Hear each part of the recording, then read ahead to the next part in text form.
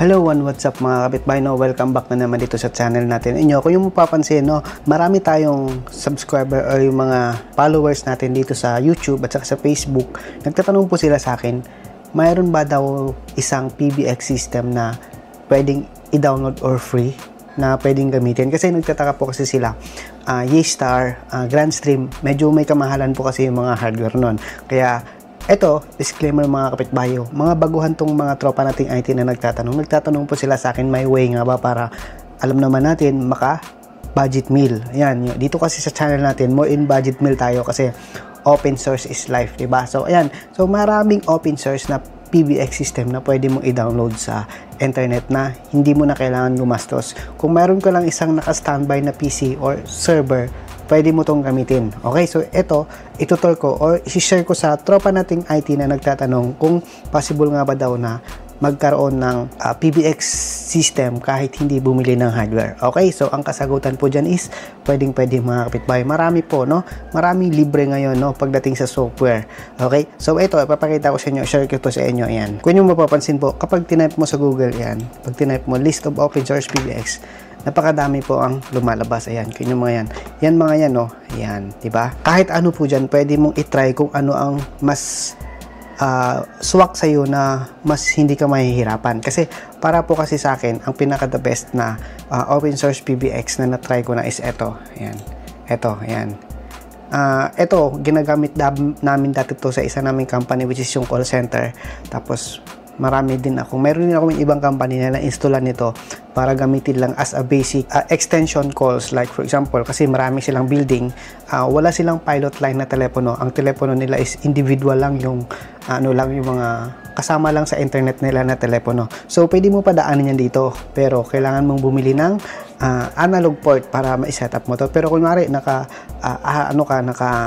pilot line or naka SIP trunk, pwede po to sa inyo. Kailangan mo lang ng old PC para mairan mo ito. Walang problema. Napaka-basic. Pero, disclaimer mga kapitbahay, itong software na to, yung pre-PBX na to is experience pagdating sa Linux. Kasi, if ever na magka-problema, hindi ka mahihirapan. Siyempre, madali lang interest. Pero, mini-make sure ko po sa inyo na na napaka-basic nito kasi napakadaming support nito sa Google. Hindi ka mahihirapan kasi kapag dinownload mo to, pag sinearch mo yung problema sa Google, lalabas agad kasi ang dami pong support nito. Kaya, kung familiar ka na sa Linux, goods na goods po sa inyo to. Pero kung hindi ka familiar, merong mga ganito. Pero actually, yung iba rito, hindi ko pa na-try masyado.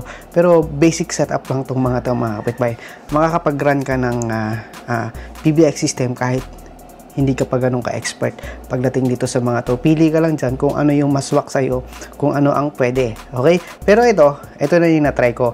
Actually, meron akong review, pre-PBX dun sa channel ko. Pero ito, ipapakita ko sa inyo. Ito mga kapitbahay, may nakalagay kasi dito yan.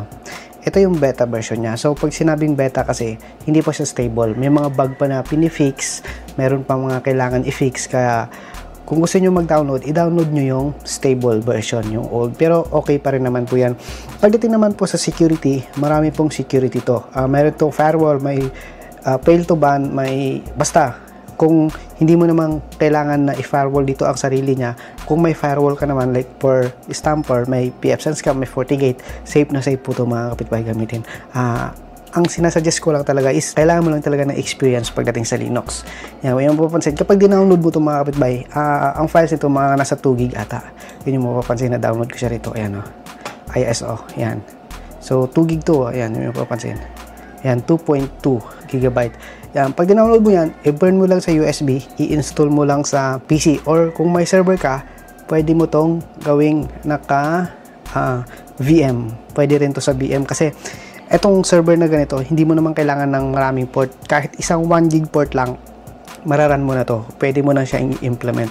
Ayan. Kuwari, ikaw, may isang company ka na gusto mo lang magkaroon ng extensions. So, syempre, hindi ka nga bibili ng hardware appliance neto. Pero, syempre, pagdating sa office, bibili ka pa rin ng mga IP phones. Kasi, hindi mo namang kailangan na diba?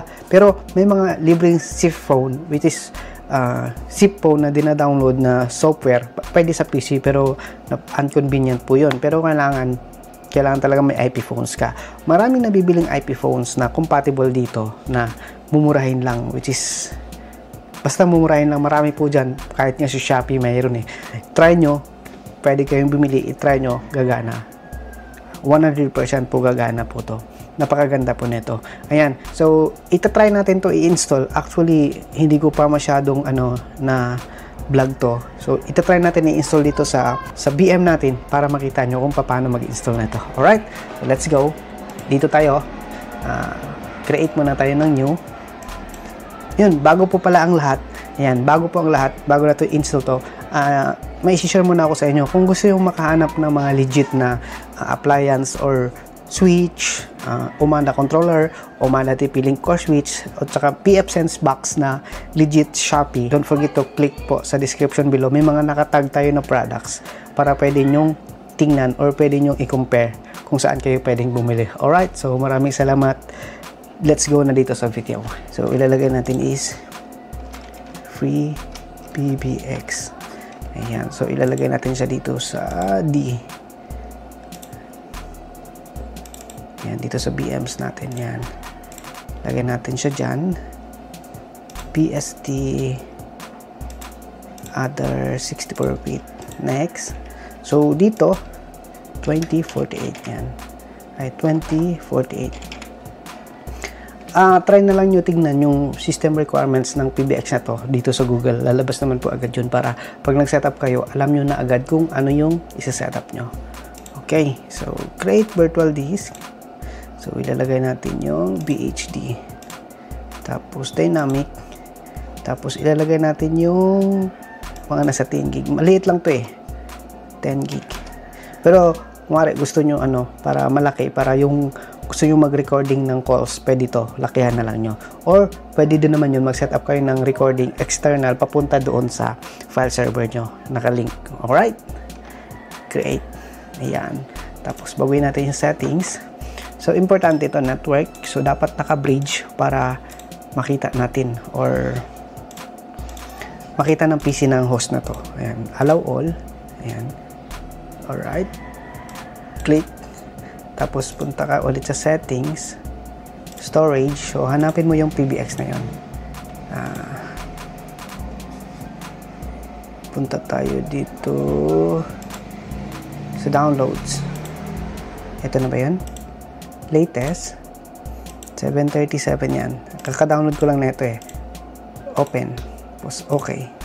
Ayan, tapos let's go. I-install na natin to. Titingnan natin para masundan nyo. Pero make sure na meron kayong experience pagdating sa Linux kasi Linux to eh. Let's go. Start. Tapos, ba't nakalagay dyan? Ito.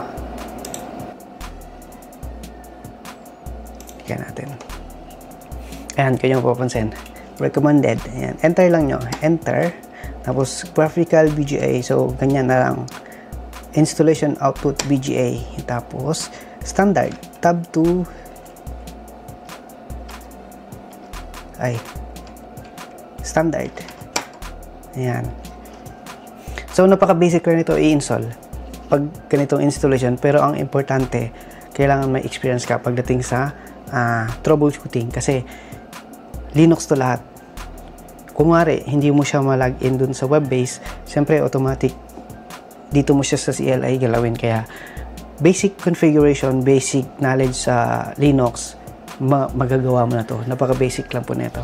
Starting installation niya, napakabilis lang nito i-install mga kapitbahay. Ayan, kung yung papansin. So, ang sinasabi niya, US, installation to summary language, support United States, keyboard English, US, setup sensors. Ayan. Ayan. Tapos, so, please complete installation source probing. Ayan, kailangan matapos mo na yan. Hintayin mo lang. Pag natapos lahat yan, tutuloy po yan. Ayan. Ayan, kaya mapapansin, di ba? Root password is not set. So, starting package, installation. Ayan, napaka-basic po. Ayan, so ito po pala ang talaga ang may-ari niyan, si Sangoma. Hindi ko alam ano bahasa dyan, Sangoma. So, eto, pwede mo naman to iset mamaya, pero okay lang yan. User settings, ayan. User creation, user asterisk will be created, asterisk will be created. Yan. Hintay mo lang yan, ayan, tingnan mo papansin. installation siya. Ayan, basic install lang po itong mga kapitbahay. Medyo ano lang to doon sa loob, kung siyempre kailangan sa loob pagdating sa web-based, kailangan familiar ka rin talaga sa PBX system. Kasi kung hindi, medyo mahihirapan ka. Pero napaka-basic po, napakadaming tutorial nito sa YouTube.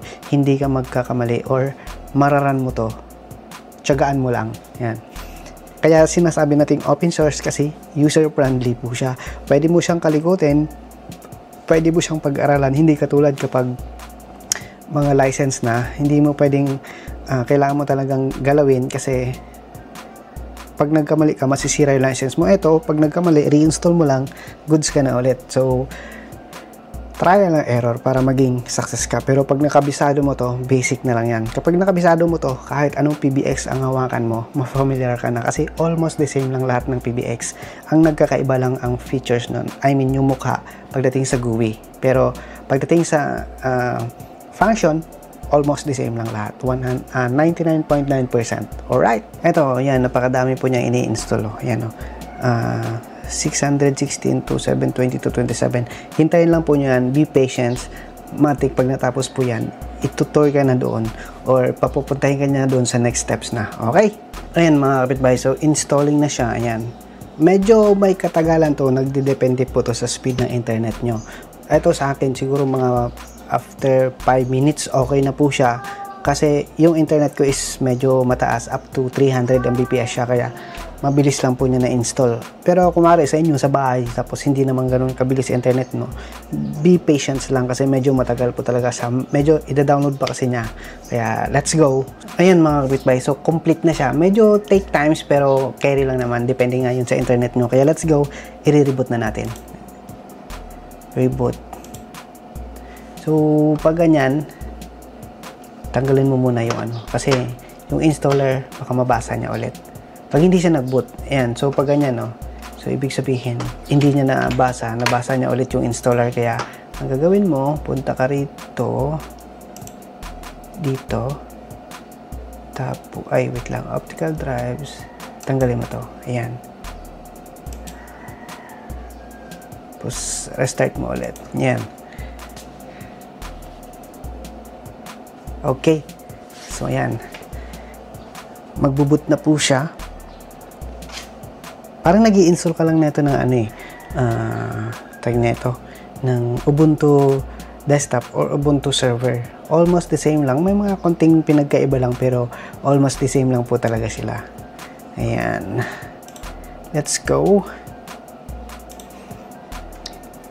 Booting na po siya. So, uliitan natin para makita natin. Tapos mag-open tayo ng browser. Ayan. Tingnan natin kung anong IP ang makukuha. Ayan, let's go mga kapitbahay. So, i-login na natin siya. So, ang username nito is root. Ayan. Tapos, yung password, yung kinreate natin kanina. Ayan. Tapos, 715. Ayun, kanya papansin. Diba? Nalagyan na siya. So, dapat, kailangan, bago mo to i-access dun sa browser, kailangan, alamin muna natin yung IP kasi yung IP na yun yung i-access natin sa browser. So, paano nga ba tingin ng IP ng isang Linux machine is, di ba sa Windows IP config. So, dito, if config. Yan. So, yan. Nakukuha niya is 15. Ayan, 15. So, dahil may IP na siya, pwede na natin siyang i-access through PATI. Yan. Access natin sa through PATI. Yan. 192.168. Ay, mali. 192.168.1.15. 15. Ayan. Dito tayo para mas maganda. 15. Yan. Yes mo lang yan. Yan. Tapos, i-minimize lang natin to. Tapos, i-pupulse natin to. Root. Tapos, yung password. 1. Okay. So, ayan. Kitang-kita. Pre-PBX. So, na-install na po natin siya. So, ngayon, i-access natin siya sa browser. So, kung paano nga ba i-access sa browser, ito lang. Yan. Yan lang po yun. Let's go. I-access natin sa browser. Papakita ko sa inyo. 192.168.1.15. Alright. So, ayan na mga kapitbahay. Yan na yung initial setup niya. So, lalagyan lang natin ng username. Please provide the settings will be used to administer the update. So, eto, ibang klase to. Kumari, lagay natin kapit bahay. Tapos yung password niya, lalagay na lang natin is ganun pa rin. Tapos yan, confirm. So ito, pwede mo lagyan yan. Email, so VoIP identifier, VoIP server, VoIP server. Ayan, so ayan. Kahit ano mo lang muna yan, tag nito, default mo lang, setup system. Ayan, so save lang natin. So ayan na siya. So PBX administration. Ayan, so login mo lang. Alright, so welcome to your new PBX server. Your machine is almost ready to go. Before start, would you like to activate the new server? Or activation is optional but is highly recommended. Activation your server is required to purchase commercial modules. Yan. Pero kung kumari wala ka pang pambayad, yung mga commercial modules, ano po yan, mga ibang services kung gusto mo gumamit na hindi free, pero pwede mo siyang i-run dito sa open source na to. So sa ngayon, skip muna natin. Yan. Ayan, so skip. To, napakaganda po nito. Skip lang muna natin yan.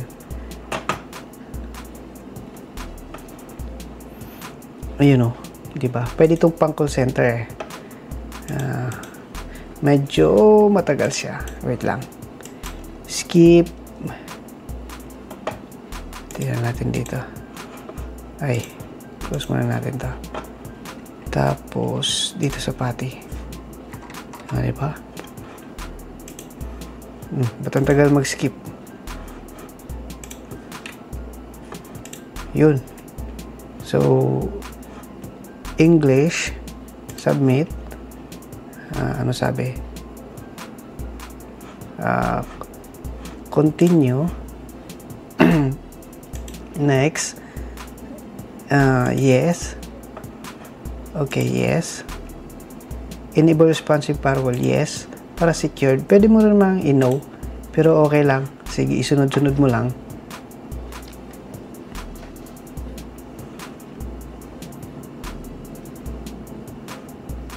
Firewall should auto-detect the configuration external IP. Yan. So, welcome to PBX. So, apply natin yung config. Yan, dito sa taas lang. Tapos, after mo ma-apply yan, so, yan ay mukha ng PBX natin. Reloading. Yan, yung ano niya, ATH0 niya. Ayan. So, okay na po siya. So, ganyan po yung mukha niya. Marami po to. Marami pwedeng i-customize. Kung nyo mapapansin, admin. Ayan, nandito lahat. Extension. So, may extension. Administrators, extension. Ayan o, dami o. Tapos, dito, ayan o. Nandito na lahat. Directory, dynamic route, extensions, follow me, IBR, language, nandyan na po lahat. Ano to, parang normal lang din na katulad ng mga ibang PBX server. Umiba lang yung mukha niya. Pero para sa akin, ito yung pinakamaganda. Para lang sa akin na. Depende po sa iba. Pero mayroong iba dyan na mas siyempre friendly user. Pero ito kasi pwedeng pang business talaga or pang enterprise. Kasi halos lahat nandito. So may firewall, may inbound routes. Yan. Outbound call limit. Yan. SIP station. Tapos ito yung kuwari, gagamitin mo lang as extension, call to mga IP phone, nandito lang po yan, extension. Yan, so, SIP, yan, add new SIP, yan. Right, so, nandyan lahat. Add new SIP, GSIP, yan. So, create ka lang, add extension, yan. Yan. Yan, extension, display name, yan. So, sa susunod nating vlog, yan yung i-vlog natin kung paano mag-create ng zip, paano mag-configure sa IP phone. Kasi wala lang kasi akong hard phone dito. Siguro ipapakita ko na lang. Iba kasi yung configuration ng mga hard phone. Pero meron akong vlog niyan sa mga grand stream. Meron ata ako niyan. Kasi medyo may mahal yun. So hindi pa tayo nagbabudget dito sa bahay for that kind of home vlog kasi medyo expensive, no? Pero pagdating sa mga soft phone, pwede mo yun gamitin sa cellphone. May nada-download na free soft phone. Tapos sa PC, meron din. Ayan. So, ganun lang yung pag-create. Application, extension, language, ayan, connectivity, trunks, ayan, trunks niya. Setup ka ng trunk, add trunk, o kawari, may zip ka. Ayan. Di ba? Nandyan po lahat. So, firewall, DADI, connectivity, dashboard, yun, dashboard. Pwede mo siyang i-customize. Yan. Report, yan, nandyan lahat. So, queue reports, pwede ka mag-export. Ayan, asterisk setting, advanced settings. Ayan, extension settings. Ayan, nandito lahat. Diba? So, wala siya ngayon. So, extension, IBR, nandyan lahat. So, ayan. So, ganun lang kadali ang pag-install ng PriPBX. So, sana nasundan nyo. Sana magkaroon kayo ng idea. And then, kung meron kayong mga tanong or comment kung paano. Pero, basic lang naman ito yung pag-setup ng extension na ito eh. So, hindi lang natin ma-actual kasi nga wala tayong hard phone. So, siguro next time. Pero, yan. Nasagot na natin yung request na ito na isa nating subscriber kung paano mag-install step by step. Yan. So, ganyan po yung mukha niya. Alright.